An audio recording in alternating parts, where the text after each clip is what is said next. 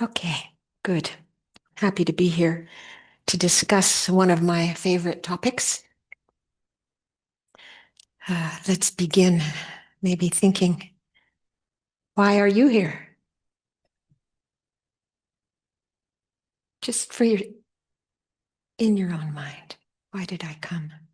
What's my motivation for being here?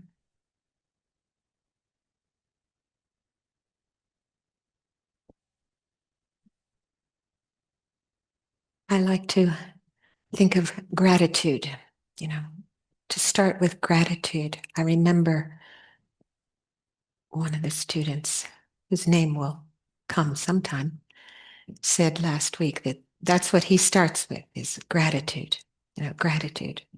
So often before I sit, after I have made offerings and lit the candle and offered the incense, I look in my lama's faces and I'm just so filled with gratitude. I look out the window and see the forest, so full of gratitude. And gratitude is a very beautiful way to begin our practice. Very beautiful. Just how grateful. So some people say there's nothing. They don't have anything to be grateful for. Maybe they're very depressed, anxious. Why? Their car's unreliable. There's a whole litany. Their car's unreliable, their dog's unruly, their children misbehave, they don't have enough money to pay their bills, they have too much work to do, no one washes the dishes, they've gained too much weight, our planet's being destroyed, people are consumed with hatred, there's so much gun violence, not to mention the destruction of war. And there seems to be more and more and more natural disasters. Famine, drought, mudslides, tsunamis, wildfires, hurricanes. Depending on where the camera focuses, there is a lot of truth in that. I recently had tea with a friend who told me of a conversation that he had had with a good friend of his. And they told him that he should think more about gratitude. He should be grateful. So he asked them why they thought that. And the explanation given to him was that if he suffered from depression, which he did, it might make him happier. And he wondered if and how that was so in our conversation. And he confessed to me that he didn't really know what gratitude was. Hmm. So maybe he just didn't recognize it because, gratitude is defined as appreciation for something of value. And this appreciation does seem to give rise to warm-heartedness, you know, this and happiness, right? Happiness, this state of well-being and feeling good, happy to have whatever it is that's our object of gratitude. So it stands to reason that if we focus on what we have in our lives, then what we value, we have food, clothing, shelter, we have loving parents, in some cases, children, loving children. We have pets, loving pets. There's just, I just yesterday was walking on the trail past the Geshe house down into by the wash, and there was a woman with the cutest little fluffy white dog. And when that dog ran, its ears went like this. And I could just imagine the joy that she experiences when she has left and comes home and that dog is just running to the door. So there are many, many, depending on the focus, things that we have in our life that if we turn to them, we see our lives are actually full of reasons to cultivate gratitude. When I was in 3-year retreat, deep in a redwood, madrone oak forest with lots of wildlife, I wrote a poem that I called Gratitude. So I'll read it to you.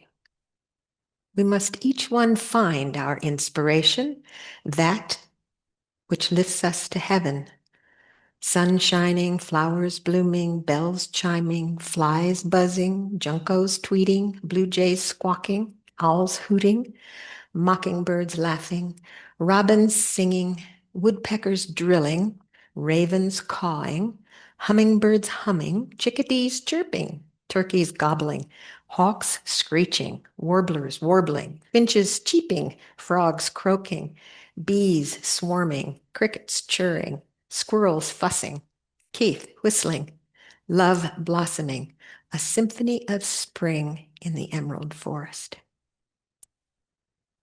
So we might wonder why gratitude and appreciation don't automatically arise. Sometimes, even when the physical causes seem to be present. It's a good question. Could it be because gratitude is in the mind rather than the outside circumstances? Could it be because we haven't trained to actually look, to see, to take in and appreciate the value of what we have here and now? So I invite you to please take a moment to let the light of gratitude warm your heart for the gift of Dharma that we have been given, and cultivate a wish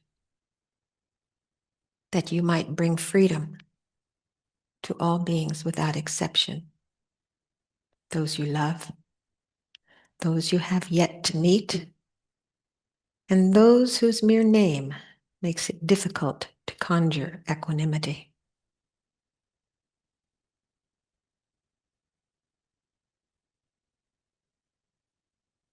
Just let your heart be filled with this gratitude, and we will begin a meditation.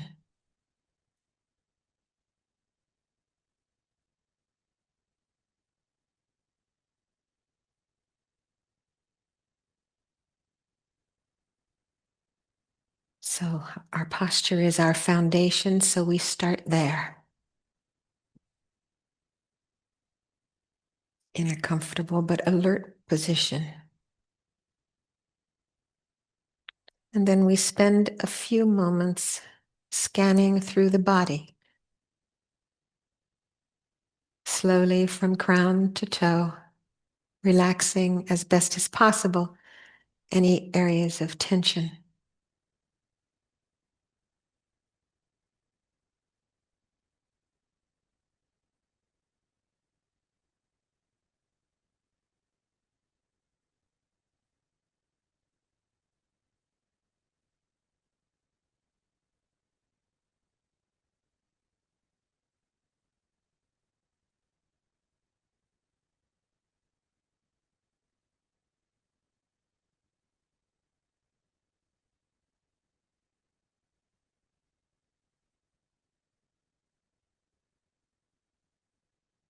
And while relaxed and alert, set our intention with something like, I intend to joyfully focus on the beautiful breath.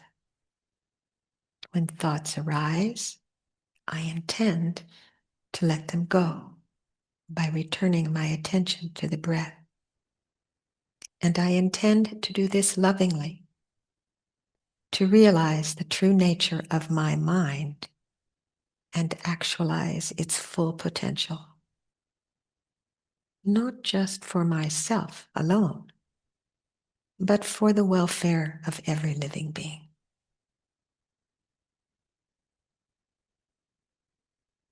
And then, as the body is relaxed, as attention naturally falls on the breath,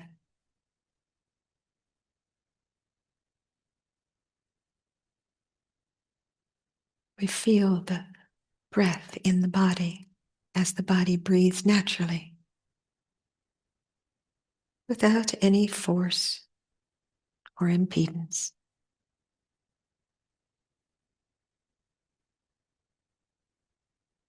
and attend it to the place where you feel the breath moving most distinctly, entering and leaving.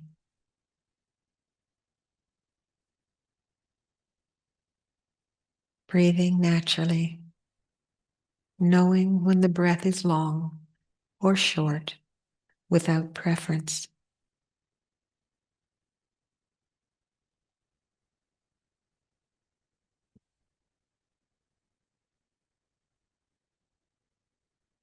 When we experience what the breath feels like,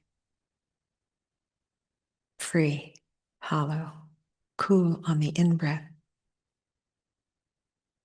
perhaps warm on the out-breath, airy and light.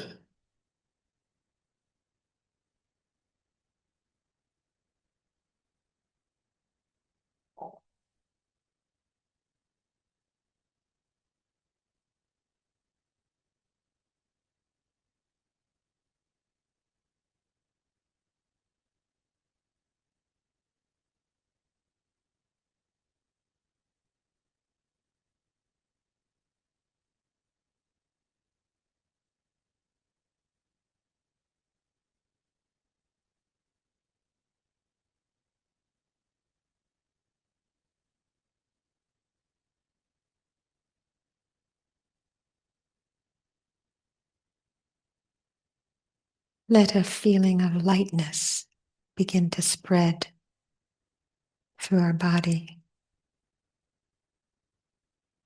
We induce the spread by suggesting it to ourselves. We induce a feeling of joy and ease, feeling light, untroubled, nothing to do or undo. How wonderful.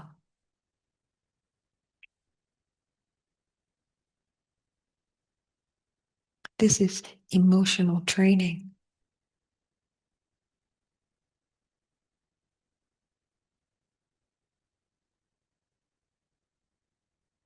Adjust your posture if you're uncomfortable. Check yourself over for any signs of tension, worry lines. Let that go. There's nothing to do. No responsibilities.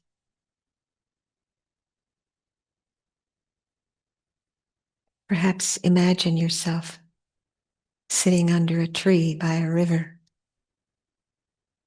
a gentle breeze caressing your face, just like the Buddha sitting under the Bodhi tree before he realized awakening.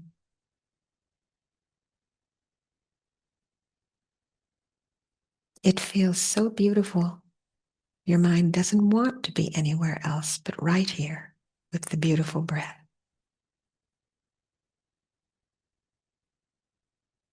Light, airy,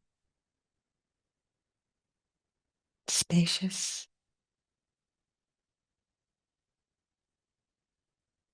no place to go, nothing to do. Just this wonderful opportunity to be with the beautiful breath.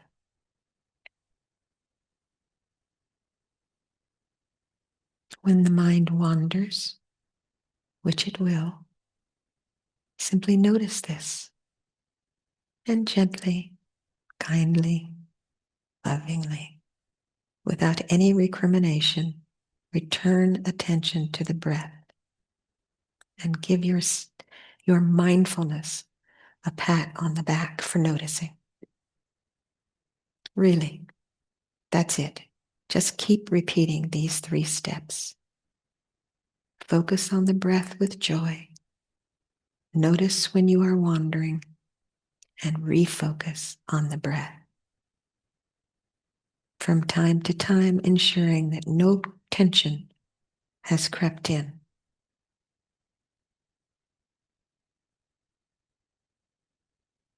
And we will continue in silence for 10 minutes.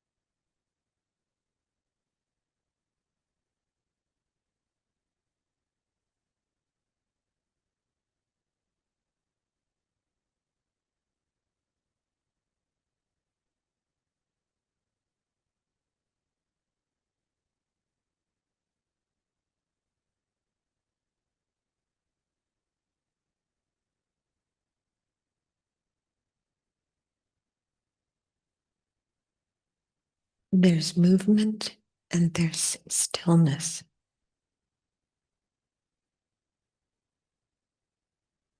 Notice the difference when the mind is captivated by a thought.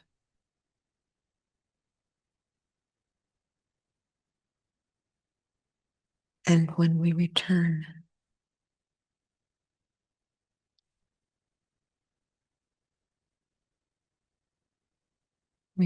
to the sensation of the breath.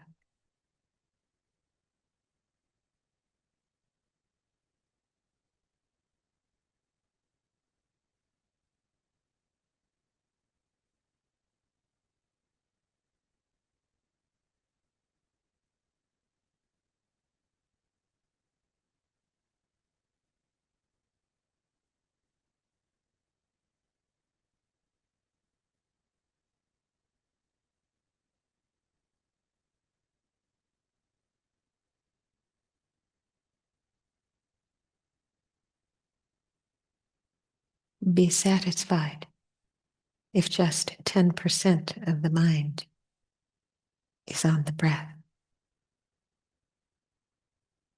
while sense perceptions arise around the periphery.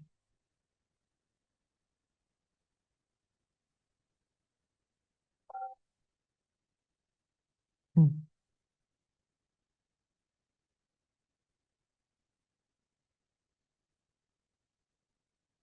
And gradually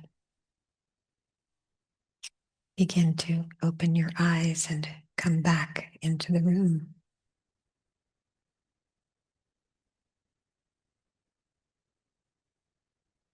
Over time, we refine this profound sense of stillness. It's developed, it's cultivated, it's induced. We persuade these things to come into being. This is mind training. It's a cultivation. It's a gardening project. So we till the warm soil of joyful kindness, within which love and compassion arise. And this comes with a wish to benefit others.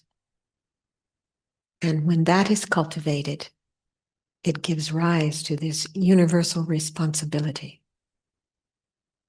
to free them all, to help others be free. And that's when bodhicitta is born.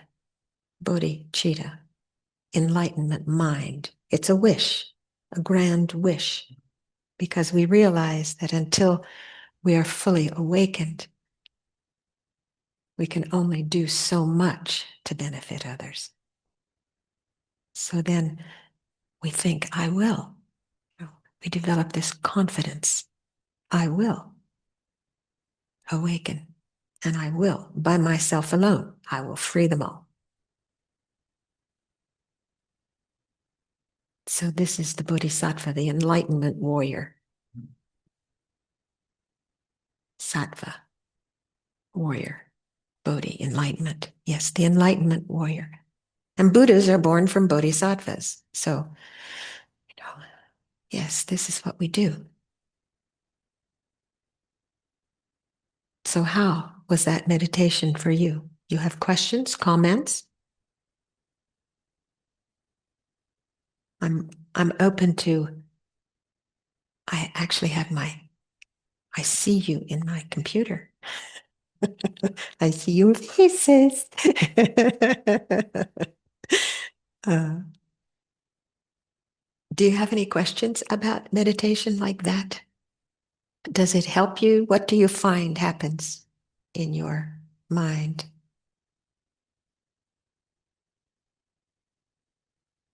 Charlene. Thinking, Venerable Angie said years ago, meditation is the best facelift. I love that. I'm going to tell her you said that, that you remembered that. It's true.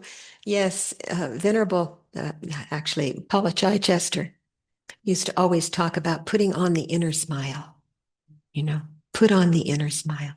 It's just sometimes we have to fake it till we make it, which is why if you wake up in the morning and look in the mirror and smile, you actually can change your attitude. So it's a mind training. It's a mind training. It's not magic. It's training the mind to behave and think and speak in ways that are beneficial. So it's interesting how when I teach, or if I'm, yes, specifically when I'm teaching, or if I'm noodling something appears before me. For some reason, I'll see something, a book will come and I'll open it up at a page that illuminates that. And so just this morning, I read Turger, which is Mingyur Rinpoche's organization. a very beautiful piece on aspiration. So, how do we develop? We're talking about developing a sustainable practice and thinking about how to do that with the addition of doing a retreat. How do we start doing retreat? And so I thought, oh, this is such a nice uh, aspiration. So I'm actually going to read it.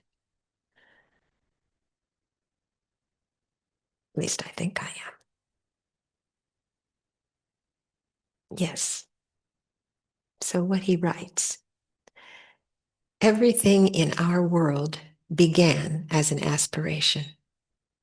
A wish may appear almost insignificant, yet it may be the most powerful force we have. Working with aspirations is one of my favorite practices from the Buddhist tradition. I would like to share some basic reflections and wonderful quotes I've collected over the years from great teachers. We are constantly making small wishes, vows, and aspirations. If you have a mind and a heart, this means that you are always carrying some kind of motivation. Most of the time, our wishes are neither deliberate nor evident. They arise out of habit. Mhm. Yes.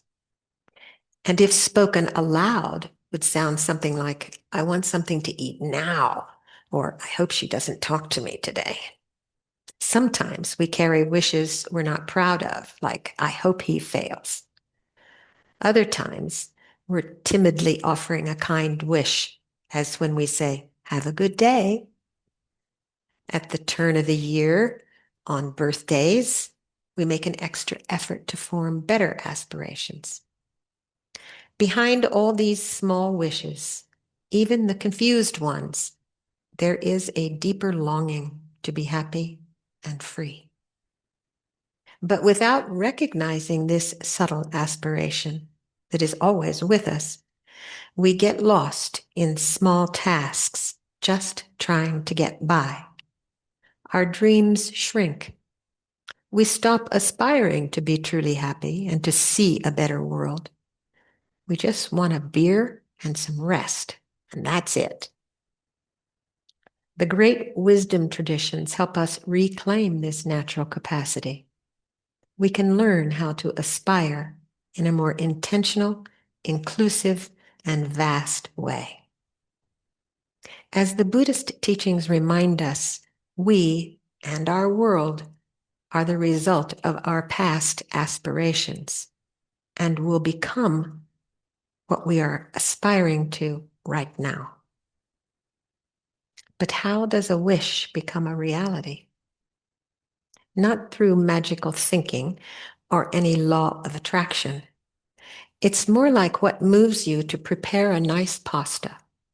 You imagine how delicious it could be. You gather the ingredients and get to work.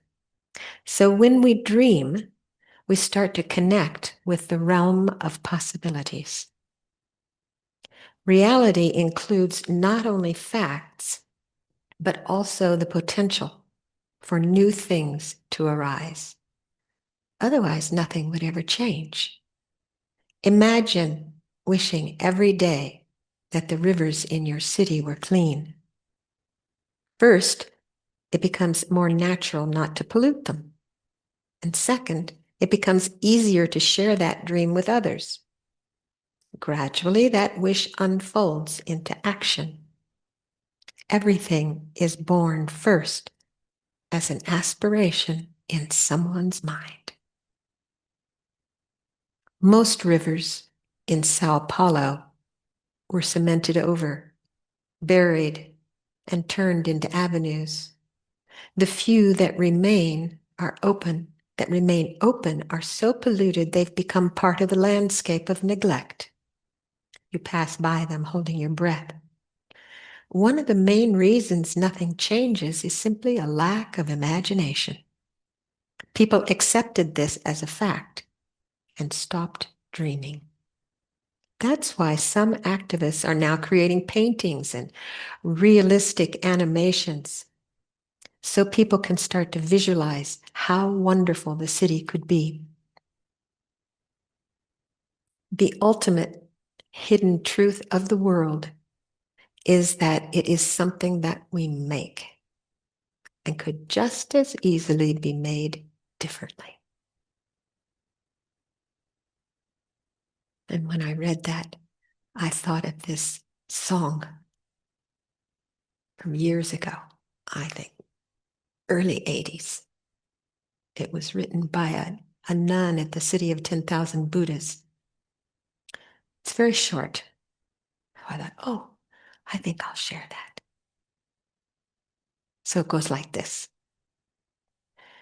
What you wish, no, what you are is what you have done. What you do, you will become. Don't keep looking for what you've never lost. Turn the light around, take yourself across the sea of sufferings, deep and wide. A turn of the head is the other side. Great is the joy within my heart. The Buddha's wisdom is a treasury.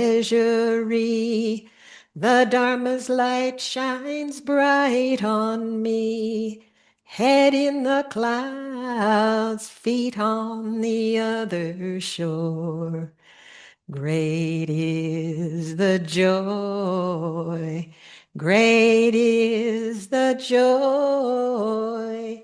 Great is the joy within my heart.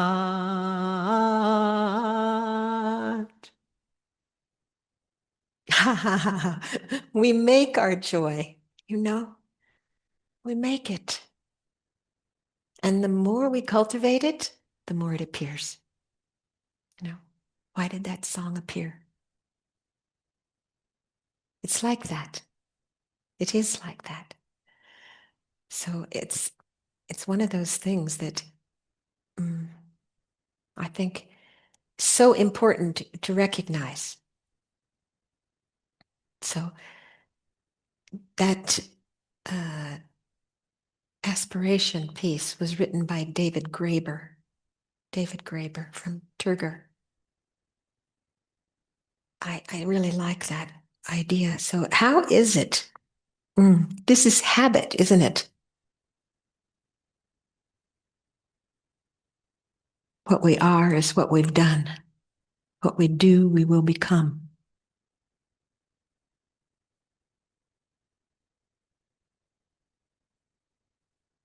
So what is it? How do we develop this habit? And how do we create uh, a retreat? How do we determine that we will do a retreat?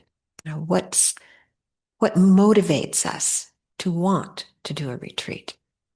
I mean, that's the I read the blurb about this course and I went, wow, okay, that sounds good.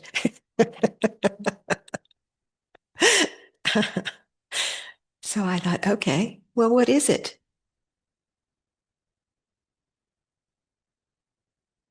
Who comes to a class that's talking about retreat? First of all, Lama Yeshe used to say, if you have a wish just to do that, you're already successful. Because it's putting the energy hidden in that direction. You know how it is when somebody shows you something that you think is fabulous, the latest iPhone or some such thing, this great new car, whatever it is, and you think about that. And you think about it again, it just keeps popping up. And before long, you start Googling what the positive aspects of that are. And before long, you keep seeing it in your world. It's putting the energy in a direction that it will manifest years and years and years ago, actually in 1977. Angela Ann McNeil was the director, the very first director of Vajrapani Institute. And she used to tell us that what you want, you have to dream it, you have to say it, and you have to say exactly what you want. If you want a new Volkswagen, what color do you want? Exactly what you want, because this is what actually makes it manifest. You put the energy into it. I want that. And why do I want that? And somehow, it might take a year or so to have it manifest, but that's how the energy goes. So I think it was in, I think it was in 1998, after the karma for my marriage finished. I was having dinner with Venerable Rene Fusi. And he said to me, well, now you should be doing 3 months retreat every year. I said, yeah, right. I was on the board of, I think, 3 different organizations. I had a business, and I still had a child at home. I said, well, how do I do that? And he said, okay, at least 1 month. So because he said that, then I had to think about, would that be possible to do a 1 month retreat, given my circumstances? And I said, well, how do you do that? And he says, you tell someone. You just pick a date, in the future, maybe 6 months down the road. Sometime, your life, this particular month is not so busy, whatever it is, you pick that time and you tell someone, I'm thinking about doing a retreat in January. So then I thought, okay, all right, I thought about it. Well, maybe that's possible, because it was true that January was a slow time of my business, and thought, well, maybe it's possible. So, but it was still one of those things like, what? Did I really want to do that? So I went to my office, my business, and I told my office manager, I'm thinking, Venerable Renee told me, and I'm thinking about maybe doing a month-long retreat in January. What do you think? Just like that, she says, great. And I thought, maybe she would say, oh, well, she says, well, if you do this, this, and this, we'll put everything in place, and then you can do that retreat. We can handle it. So I just left it at that, thought it would just percolate for a while and I would decide. But then just about a week later, I was at the bank. Meanwhile, this business is in a very small town in the mountains. And so a lot of people knew me because a lot of people used it. It was a small town, like a small town copy shop business service with graphic design and photocopies. So a lot of people came in and out. They knew me. And so I went to the bank, and the bank manager came up and she said, wow, I heard you're going to do a silent retreat for a month. Okay. All right. Then, that sort of signed, sealed, and delivered it, didn't it? Because how could I get out of it? So I did that. I did that retreat, and it was a very, very beneficial retreat for me. I enjoyed it very much. It was hard at times. But in the middle of it, when I felt like I didn't want to look at my meditation cushion, I just put some music on and I danced. And, that thought just went away. So you begin to see how thoughts about this or that, I want, I don't want, come and go, right? To just slowly you begin to realize. I began to realize, I should say, I began to realize, wow, yeah. Okay, so when the thought came again, maybe this is enough. It's been 2 weeks. Maybe 2 weeks is good enough. But then I thought, what kind of reason do I give? because now the whole town knows because of this. Well, I thought you were going to be in retreat for a month. What happened? So this would be what would be the 8 worldly dharmas of reputation, wouldn't it? Which, although we, in this case, was helpful. So thinking like that, recognizing what these are, that this is really just about my reputation, but nonetheless, I said I would do this and I will do this. So I did find it really beneficial, as I said. And when I came out of retreat, I could see that people wanted to know things about that. They didn't even know that I was part of a Buddhist organization. And I would have people come into one man came in and he says, "Oh my God, were you silent for a month?" He said, "I can't even be silent for 30 minutes or 30 seconds." He said seconds. And he was a talker. So we begin to realize how sort of out of the box it is to step out of our everyday activity and do something else to see how we create our world and what kind of a world we want to create. So all the old yogis have something to say about it.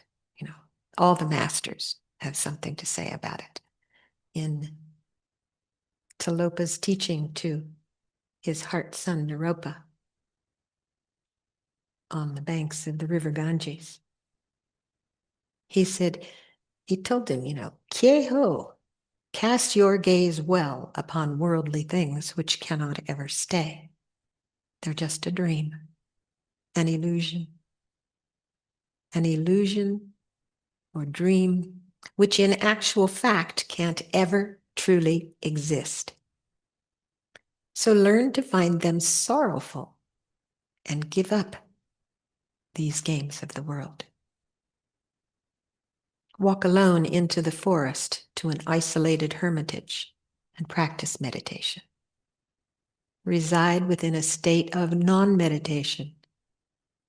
Reach that thing which cannot be reached, and you will reach Mahamudra, or clear light mind. And then he went on to say, things of this cycle are meaningless, just feeding your ignorant likes and dislikes. The things you do lack any essence. So focus upon the ultimate essence. You won't see the object beyond all thought with the things you're thinking. You won't find the object beyond all deeds with the things you're doing. If you truly long to reach the object beyond all thought, beyond all deeds, take a trip inside your mind and rest there within the naked mind. Turn the putrid swamps of your conceptions into crystal. Don't feed or strangle what appears. Just take it as it comes. And when there's no more to grasp or let go, you are released into clear light mind.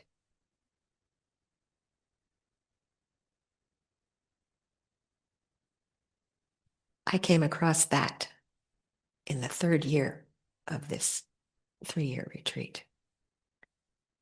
And I remember reading the verse that said,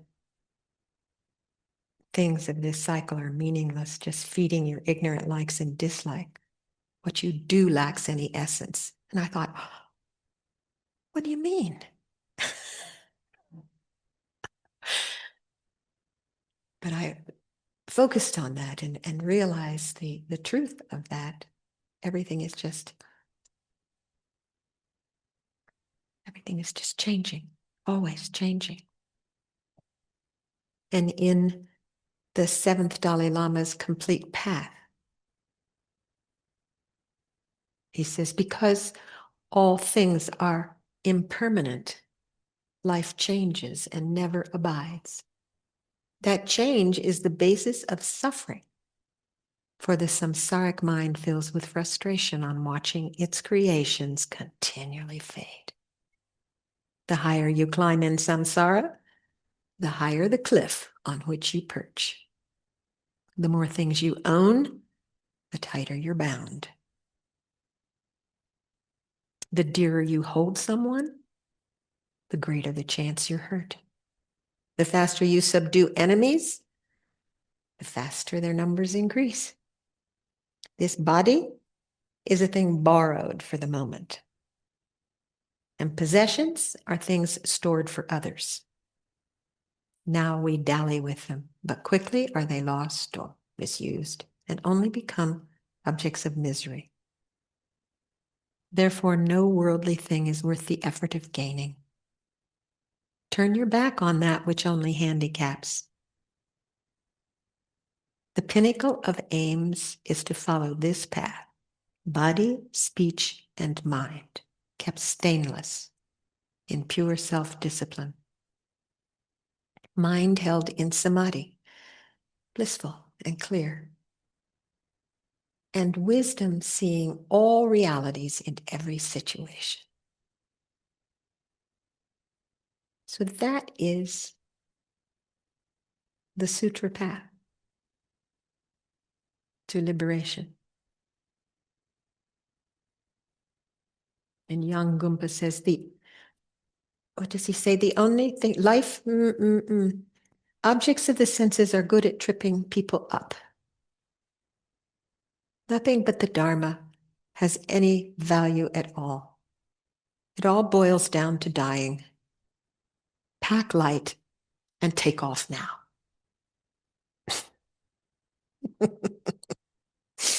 So I think there's a theme. So this is understanding, reading about, studying, recognizing how precious this opportunity is that we have. This life.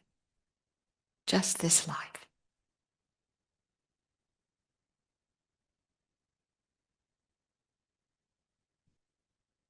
Yeah. And what will we do with it to be of the greatest advantage? So first, we really have to understand the truth of suffering. That's the very first thing, isn't it? Because in this country, and especially when we talk about people in this gompa, for the most part, we have a pretty good life.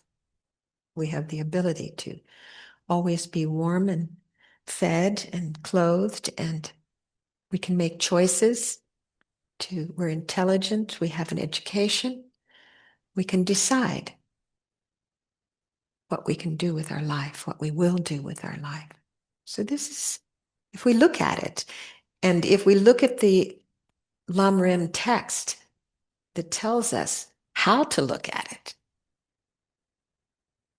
then, and we study that really to think, okay, if I was in, okay, how about Gaza? If I was in Gaza right now, would I be able to practice? Any war-torn country, or what if I was in a place where there wasn't enough food, there was a famine, couldn't feed my children? Or what if I was a slave? We just have to really be realistic and look at what we have and what our potential is. And we can do that by looking at all of the examples that are given to us in the stages of the path teachings. There are numberless books now on the graduated path to enlightenment. So many books. In my very first retreat that Venerable Renee sent me in, bless his heart, I owe him a lot.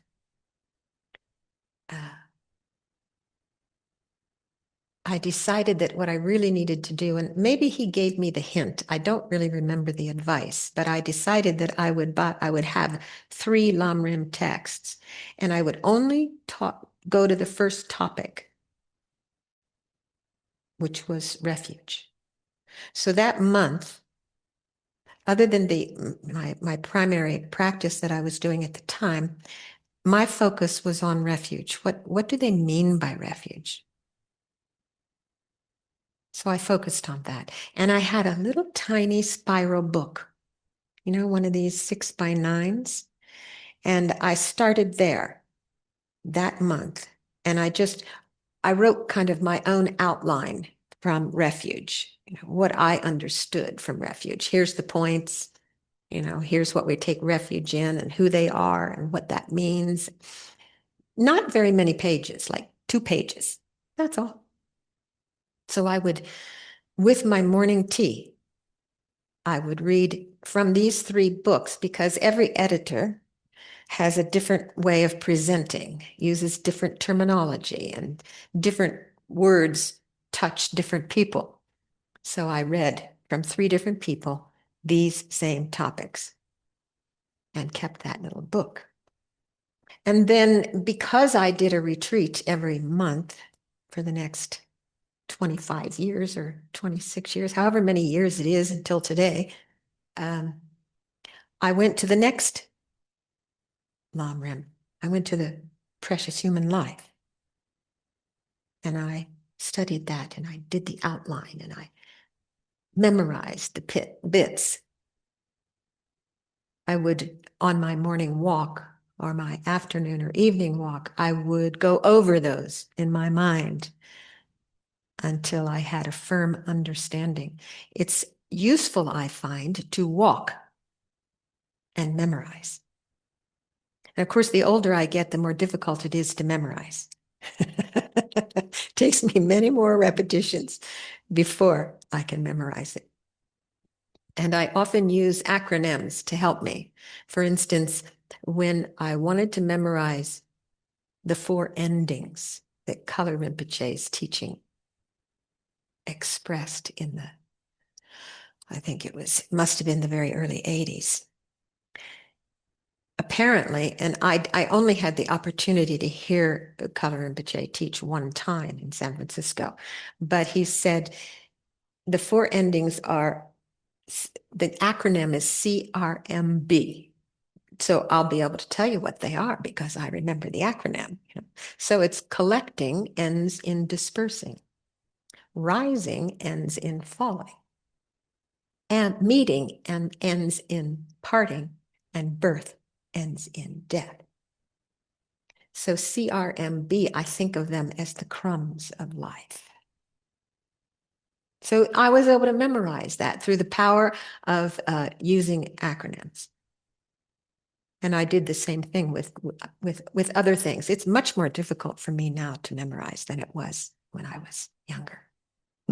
I think that's why the young monks, they're very young and they memorize texts even without having a discourse on what the meaning of that is, but they just memorize. And then, it stays. It's kind of like if you remember back when you were very young, likely you can probably recite some nursery rhymes or some jingles from advertisements. You might still be able to sing them. Or the very first Mickey Mouse Club, Miska, Muska, Mouseketeer. Seriously.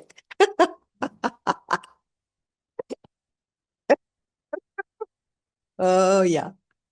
So these are the kinds of things that we have to make way for the new information. But it is useful. It's very useful. So every year, finally you get through to the 4 thoughts that turn the mind. So first, recognizing that we have this precious human life. We have it. And the second is we're going to lose it, death and impermanence. And the 4 aspects of that, death is definite. The time is indefinite. There are many more causes that cause death than preserve life. And at the time of death, there is absolutely nothing that's going to serve you except your spiritual intelligence. Friends and family, all those things we've collected and saved. When we go to do a Swedish death cleaning and we pick this up and we go, I haven't used that for 50 years, but it's really precious. Maybe somebody else can have it. And we think, how attached we are to the things that we have because we have attributed certain value to them. And then when something happens to them, we are heartbroken. Understanding impermanence is a great, what can we say, a great liberator. Just being able to see that everything is impermanent. We can hold it like this. Lama used to say, enjoy as much as possible, dear, without grasping. Enjoy, but don't grasp it. And then karma, understanding how karma works. That's a very deep subject and difficult to, what do they say? Only a Buddha, a fully awakened Buddha, can understand karma completely. But it suffice it to say that what we do is what we will become. That we create habits that perpetuate each other. So if we want happiness, we have to plant the seeds of happiness. If we want people to believe us, we have to tell the truth. So if you look at the 10 non-virtues, which is something that shows up in, you go through the karma chapters, looking at the 10 non-virtuous actions, 3 of body, 4 of speech, and 3 of mind. Yes? No? Well, so 3 of body, don't kill, don't steal, don't engage in what they call sexual misconduct, but really you could think of it in terms of getting in the way of other people's relationships, destroying other people's relationships.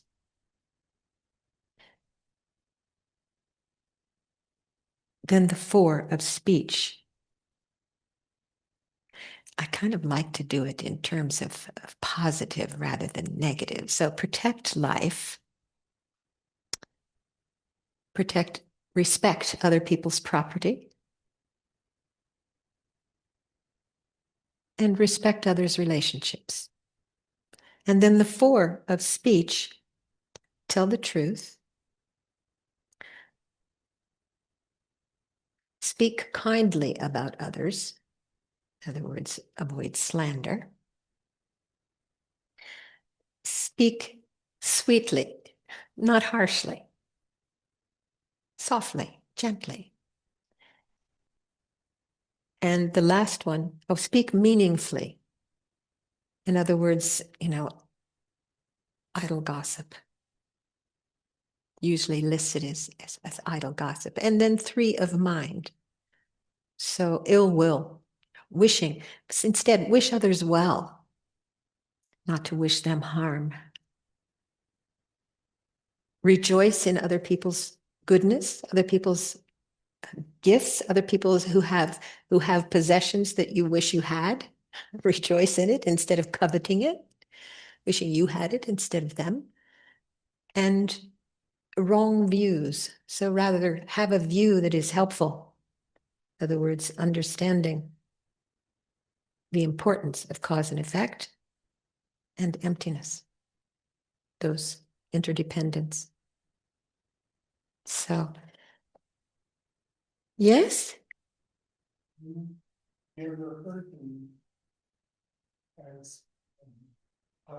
Yes.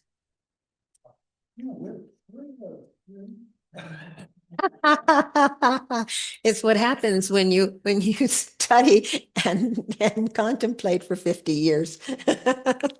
It makes an impression on the consciousness so that it can kind of come out when you ask for it. I remember in the beginning what I had to write down Buddha, Dharma, Sangha, the three jewels. Somebody was saying, what's the three jewels?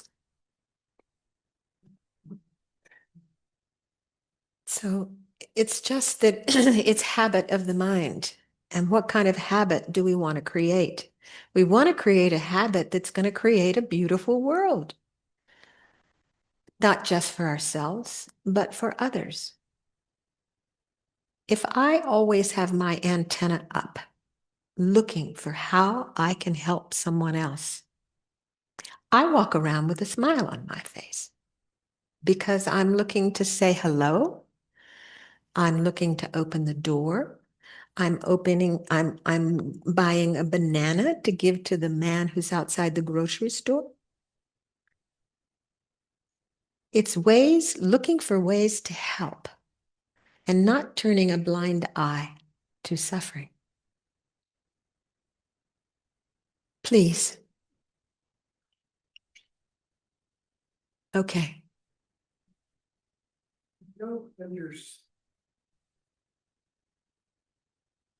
I don't understand why so much of the advice and admonitions is negative. And I don't, I just shy away from that. But Sure. it's so much easier for me to deal with positive because it's Yes, beautiful. it is So beautiful. Yes. Yes. Instead of going, don't do that, go, do this. Be kind. Yeah, thanks. Yeah, it is true. I feel the same way, which is why I like to, because it is listed as the 10 non-virtuous acts as opposed to the 10 virtuous acts. Then one memorizes the 10 non-virtuous acts and you avoid doing them. But how about if you put your focus on the virtuous acts? It's like, it's this, you're creating sort of the same. I think you're creating what you're saying. I think for me, I'm creating a more positive attitude as opposed to avoidance. There's something that happens in my own mind if I think about things in a positive way. And when things are tight, then I want to loosen them up. I want to look at it and say, why? Why don't kill? Well, really to look at that, why not kill? Well, if you look at that, you're taking away that sentient being's most prized possession.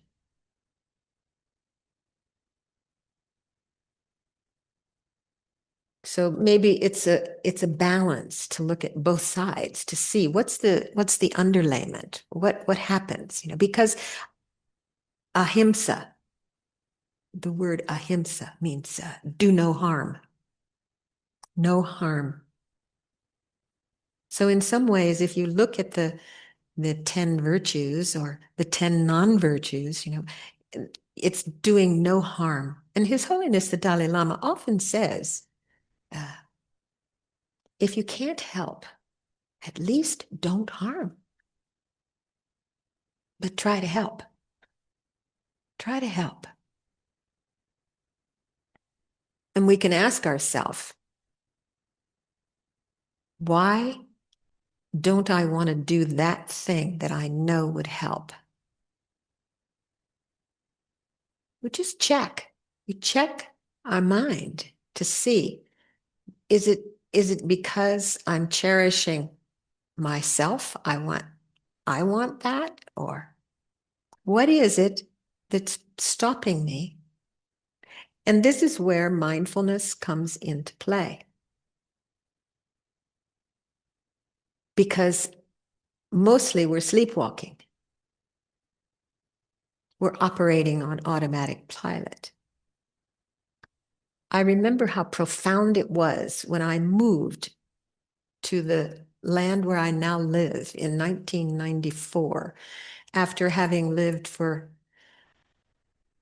let's see, it was the 82 floods, maybe 89. Anyway, after living for some years in the same place, close to where I'm in town, close to where my business was, and you went straight down the highway, turn right, turn left, easy peasy.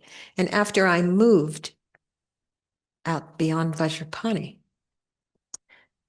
I think maybe twice I turned right into where I used to live. And then I had to turn around and go back because automatic pilot. And I caught myself and I went, wow, look at that. Just not paying it, just not aware. In this moment, not aware. And this is what's very helpful to do when we are creating new habit patterns, when you determine that you're going to do a retreat for a day. So you begin to really make a strong determination that you're going to remain mindful for that day as much as possible. Because it's when we're mindless that we stub our toe or close our fingers in the door or bump our head. It's because we are sleepwalking. The Buddha called his disciples inner beings because they are mindful inside all the time, as opposed to sleepwalking. Nancy. Okay. Hi, Barbara. Rising ends in falling. Thank you, Barbara. Yes.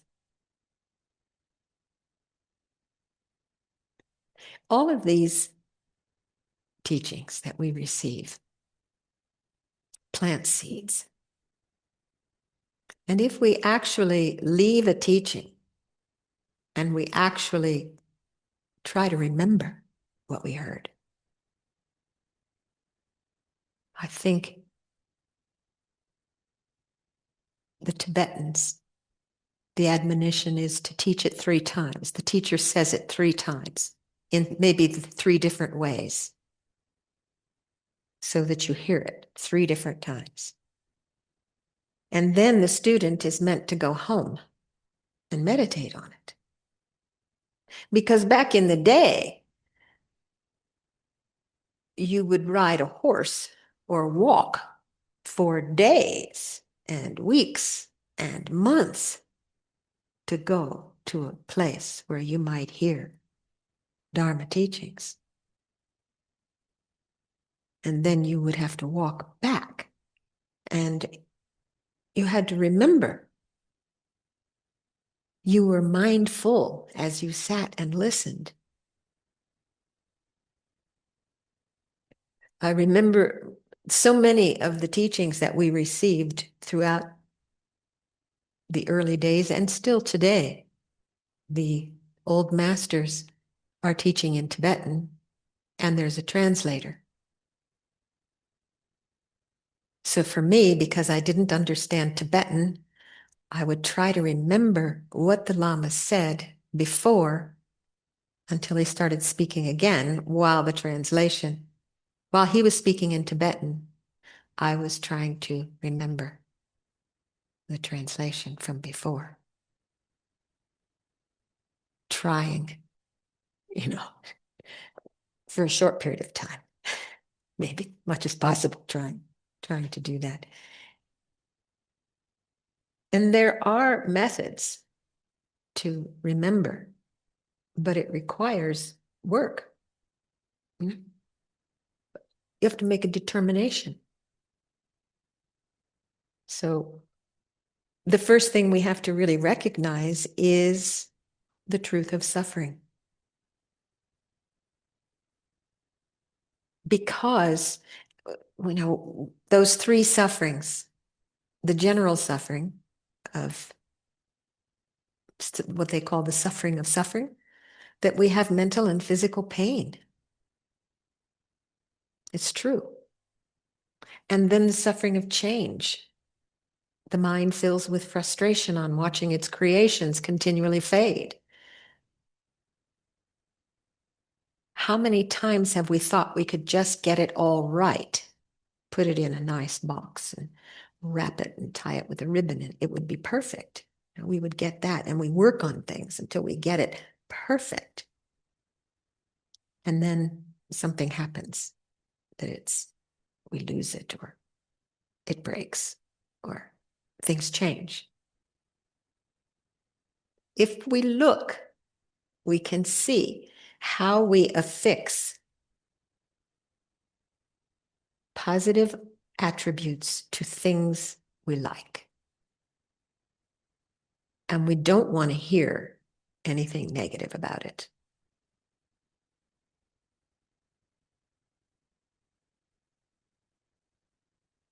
Well, but we have to think about it. We have to look at it. We have to think, is that helpful?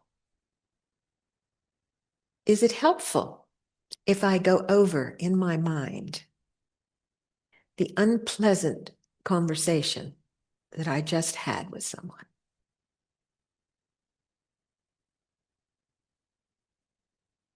Defending my position, whatever it was,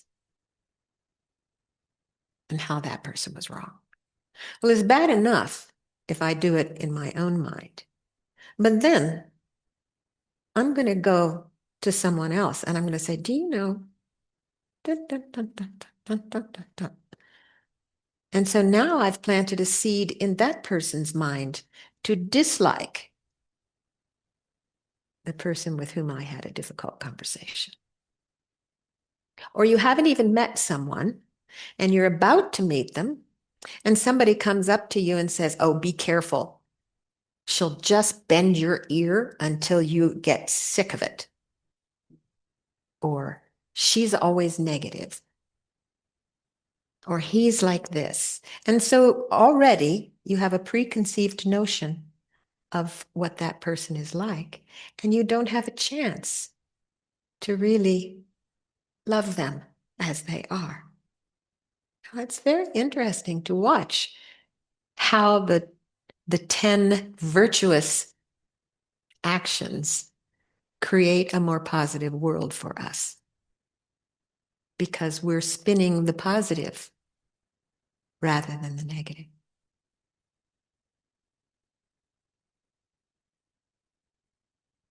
Do you agree? You have comments?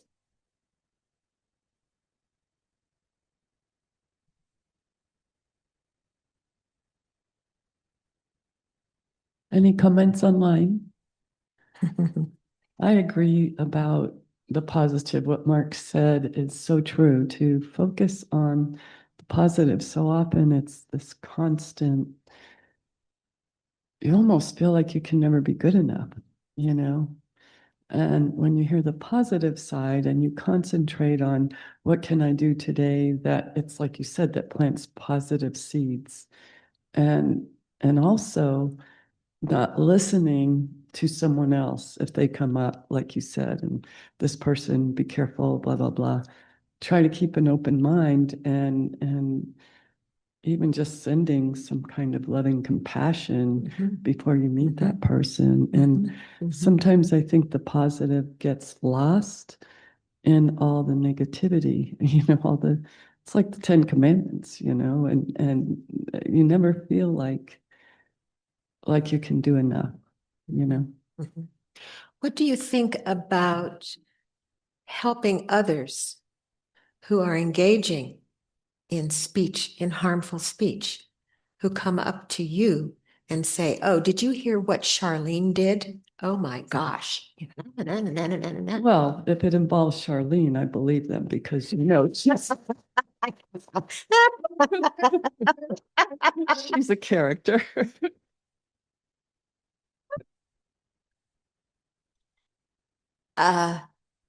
Yeah, yeah. Well, when we hear someone belittling someone else,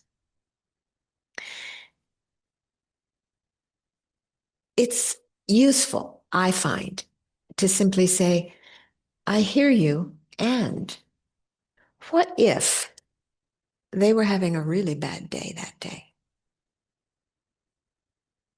Or recognizing that they do see it differently, but it's really the way we see our world, isn't it?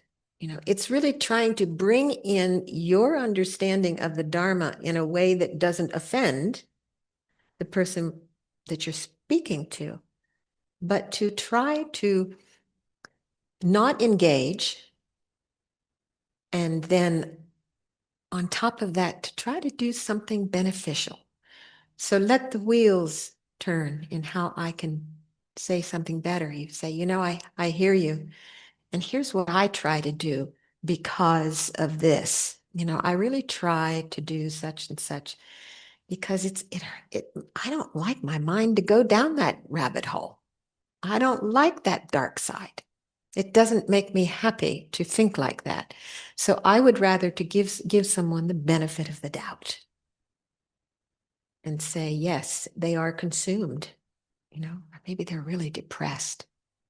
Yeah, they're being self-centered. Well, possibly really depressed. So how can I bring some love into the circumstance? This is what the purpose of our meditation practice is to train our own mind. And one of the reasons why I like the Buddhist mind science program so much is because the meditations, you pause and, okay, we're looking, does anger help? When we have anger, if we can pause, because we've been told best not to express it. So maybe we can pause, but maybe, it's just out there. So being able to meditate on that and see what happened when I behaved that way. It was unpleasant, and it leaves a residue of unpleasantness because there is this story of a father and son, and the son was really angry, always saying negative, angry things. And his father said, every time you say something angry, I want you to go pound a nail in the back fence. And so he's pounding away in the back fence, but it begins to be diminished over time. And so his father says, great, you haven't pounded a single nail today. Now, every day you don't pound a nail, I want you to pull a nail out. So over time, the son pulls out all the nails and he stands with his father and he says, look, I pulled every single one out. His father says, fantastic. And look at all the holes. So every time we act out of anger, there's a hole. So in some ways, I think that's where asking for forgiveness helps to fill the hole. So what do we do if we've done something out of anger to harm someone? To have regret. Yes, we have regret. We have regret because we've planted these negative seeds, but also we've harmed someone. So to have enough courage to go back and admit and say, I'm sorry. Please forgive me. I was wrong. And sometimes you have to just sit with that. You have to visualize that. Here's what I'm going to say. Go through that. Oh yeah, I do feel bad and I want to apologize for that. And if you can apologize sooner rather than later, it's better because it doesn't get hardened. It's useful. It's really useful. So what is it that helps us once we recognize the suffering of change, recognizing that everything's going to change. That's the second one. And the third one is this all pervasive compounded suffering, which is simply that we have these five aggregates that act like a magnet for suffering. Everything has the quality of attachment,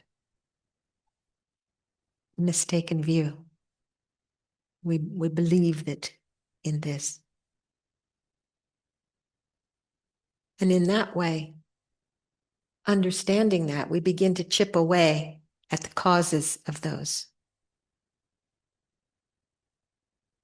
So by understanding how things change, we stop grasping so hard. And by understanding that it's because of our view of this body and mind, holding it as having an abiding, self-sufficient essence, which it does not, because it is conceptually contrived. And this is, the view of emptiness, and everything we can think of, every sense perception, is equally empty for the same reason.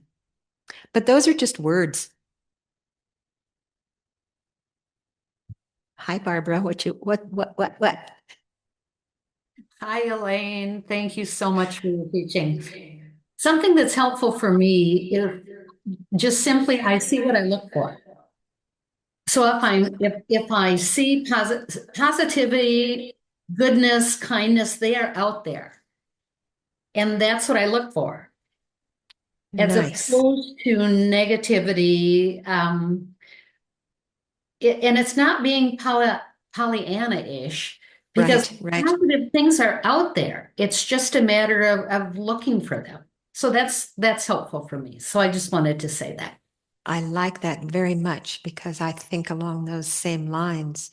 When I go into a place, if I start to think that something is, I go into the corners and see the dust as opposed to the flowers on the table, begin to catch myself, recognize that, and look for something beautiful. The same thing when you're out. You can look at all the destruction or you can look at the beauty. So it's where you put your pointer. And it's making a conscious decision to go there, to do that.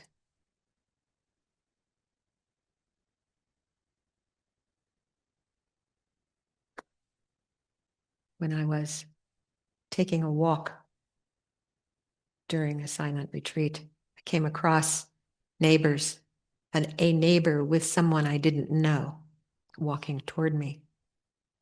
And they knew I was in retreat and that I was in silence. So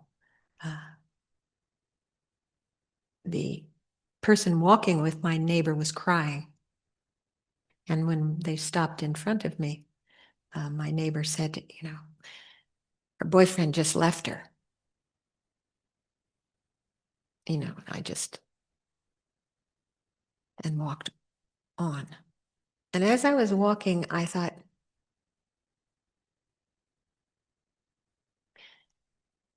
the heartbreak of loss comes not from the loss, but clinging to the dream.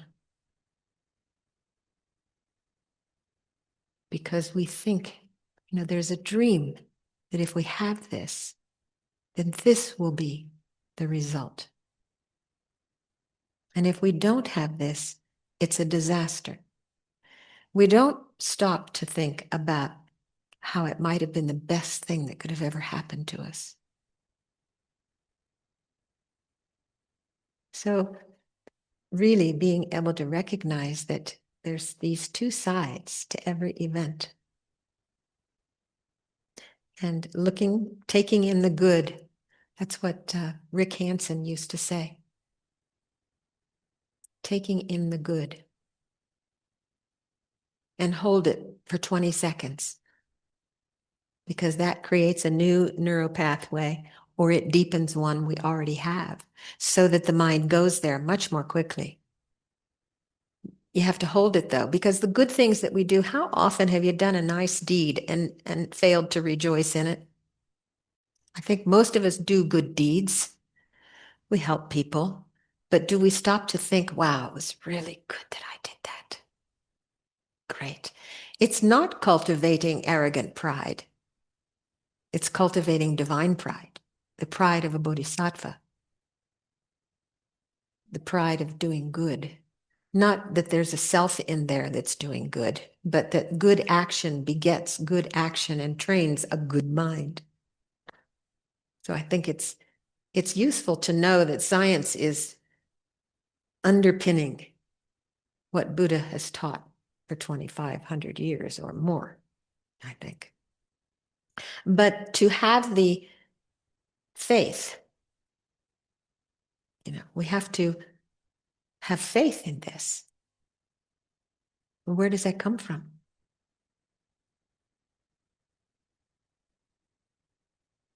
How do we have faith? Somebody tell me. Mark. Hey, but I do, I don't have faith, but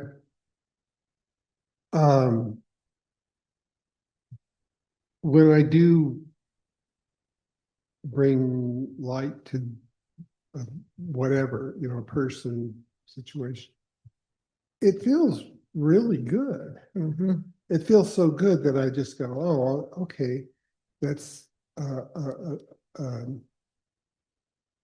right step to take. Yes, good. Do Yes. that Mhm. again. Mhm. Mhm. Well, faith, the word faith, it simply means, let's see, I have a definition here. Complete trust or confidence in someone or something.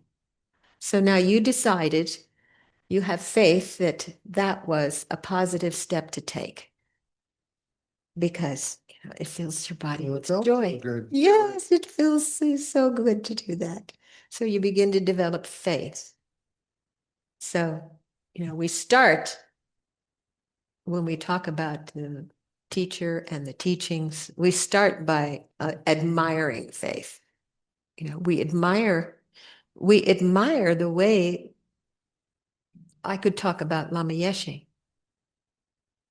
I admired his great joy. I admired how he manifested in the world. I admired his wisdom, his kindness, his love. And then not only did I admire it, but because he told me I could become a Buddha, I saw him as a Buddha, as having all these qualities of enlightenment. And because he said I could do that too, I thought, well, I aspire to that. So you have aspiring faith. I aspire to be like Lama. And then he says, here's how you do it. The Buddha said, here's the path. So if you do that and you have a good experience, you get an uncontrived faith. It automatically, it's an unshakable faith because you know that it works. So it's through the power of putting our teachings into actions that we develop faith. We put somebody says, oh, the water's so nice and warm, but it looks cold. But you put your foot in it and it is nice and warm. So you have experience, and it is the experience that gives you, it's experiential faith is what it is, really. So it becomes unshakable through the power of your own experience. So it's grounded in reason. It's not blind faith. And nobody told you you had to believe it. As a matter of fact, Buddha told you just the opposite. Don't believe my words. Test it like you would test gold. Right? So this is where our analytical meditation pays off. So I think we take a break at noon. Is that right? Yes. So I thought it's useful because we're here to meditate. What do you think?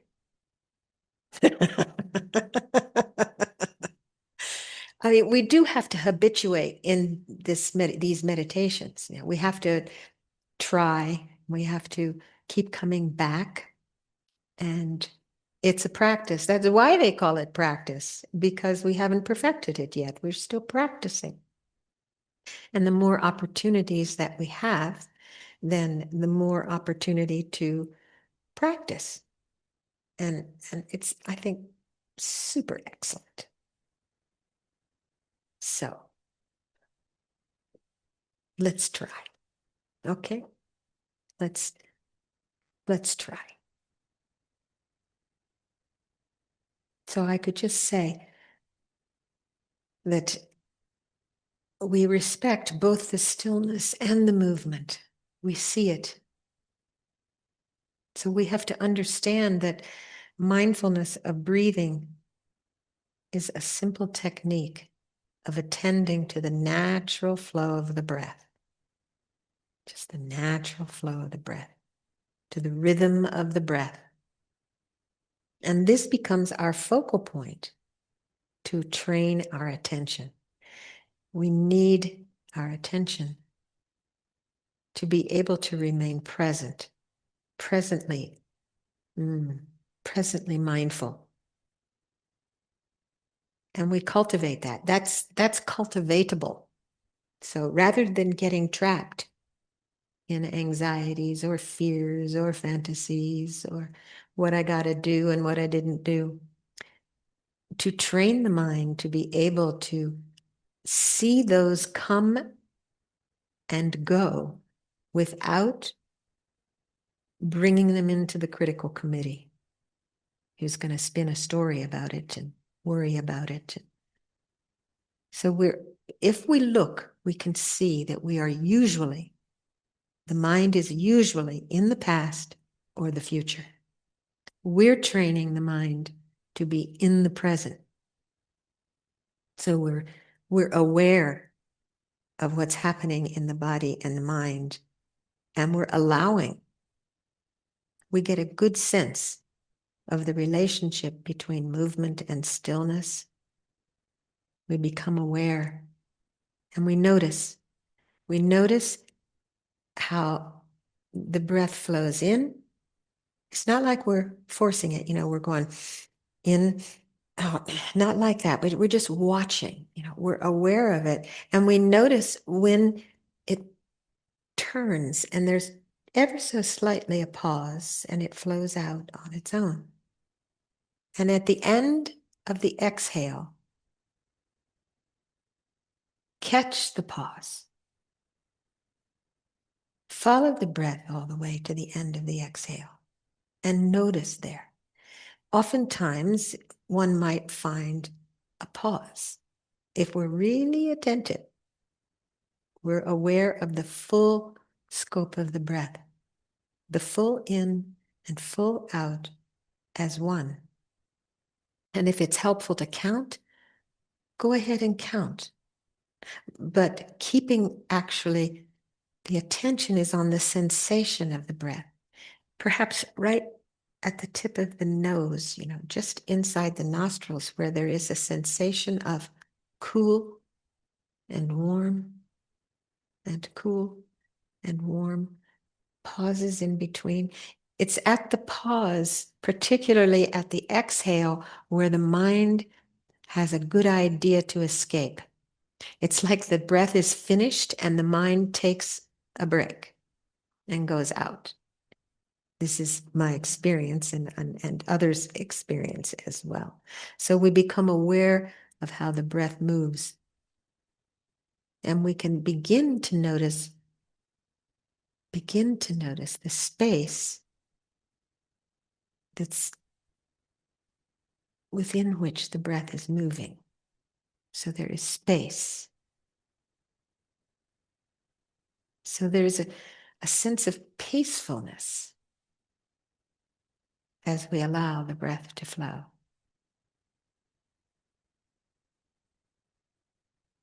So begin to notice that this peacefulness has a potential to always be there. So for 10 minutes,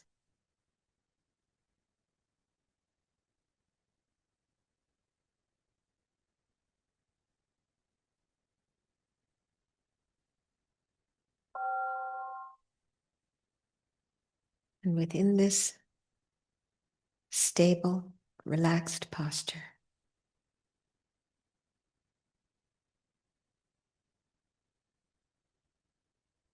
ensure that it is relaxed. Just do a quick scan, like an elevator of warm light flowing down through the body, and checking permission to release.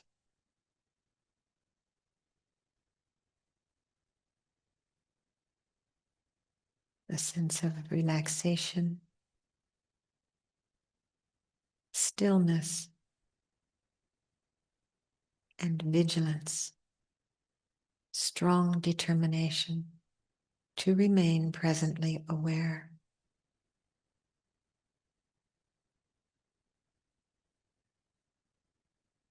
And turning our attention, fine-tuning to that point where it appears most distinctly.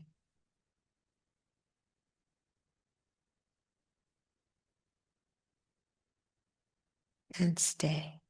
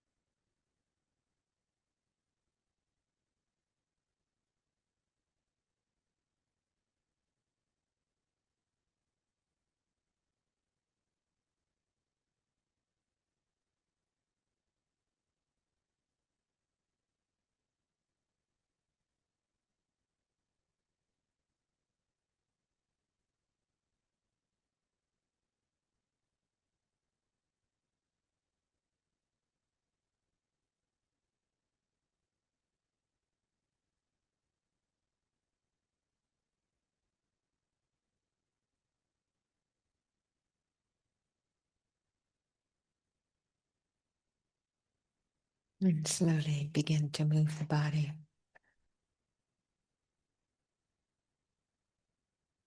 And when you're ready, open your eyes.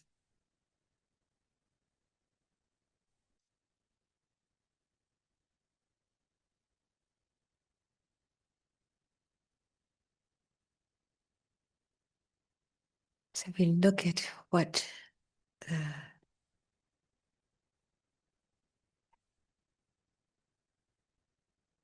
while we're meditating, at some point, it might be useful in the beginning to count 10 full cycles and then to begin again from 1 to 10 and 1 to 10 until it's almost as if the counting is more of a distraction. It's like I'm paying more attention to the number than to the sensation of the breath. And then I let go of the counting and just strong determination to stay on that sensation without counting.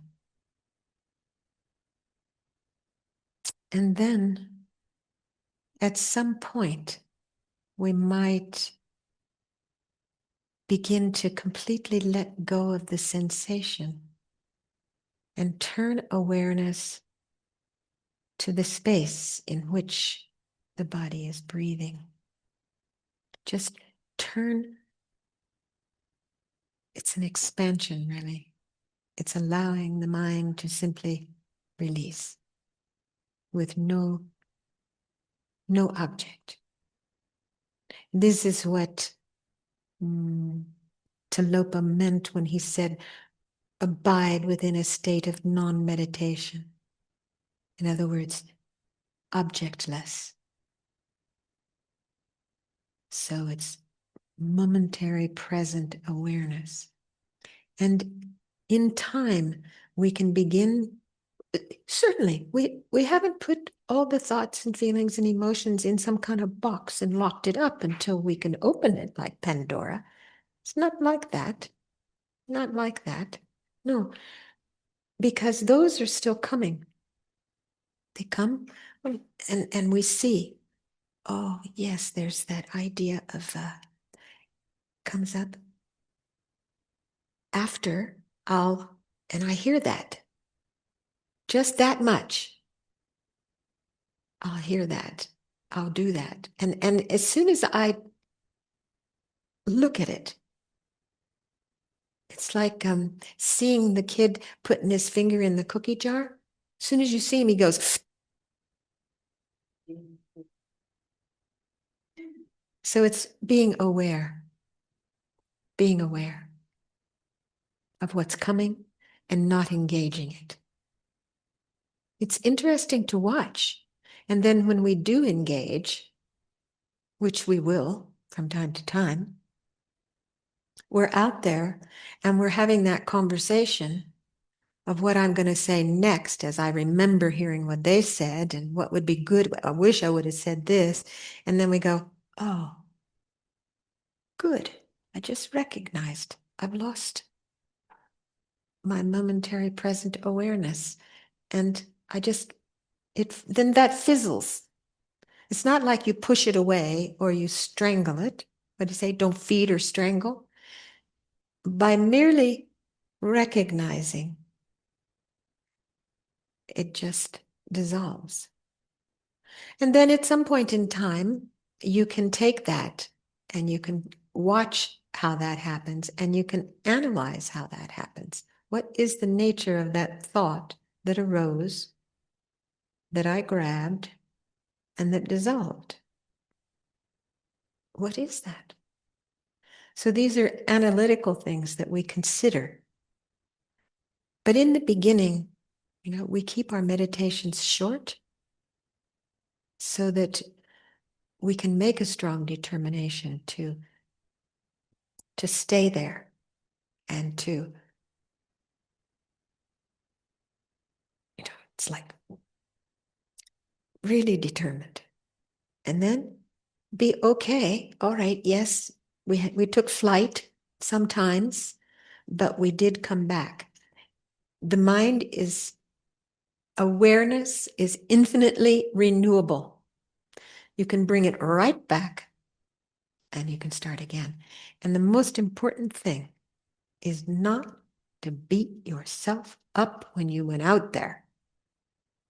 Bring yourself back and congratulate yourself for recognizing that you were out there and now you're back. Oh, good, I'm back. And also for me, there's a sense of being grateful that there's nothing to do. You know, we have busy lives and we push ourselves to do this, that, and the other all the time. But here, oh, there's nothing to do. A sense of deep peace can arise. So just offer that. So we'll take a break now until 1:30. 1:30. And then we're actually going to finish somewhere around 3:15, 3:20, because there's another group coming in and they'll be using the gompa. So we'll finish a little bit early in the afternoon, and we're going to really talk about how to structure a day-long retreat, what that might look like. Yeah? Good enough, dear? Okay, let's just take a moment to say, have gratitude for what we did this morning, the positive energy that we created, and put it in our merit bank to continue to gain interest so that we will be back to continue life after life, never leaving off the practice so that we can liberate all beings. Okay, good. Thank you all for joining. Lovely to see you. I look forward to seeing you, Lou, on Tuesday. Okay, take good care. And we'll just, can I just sleep? Yes.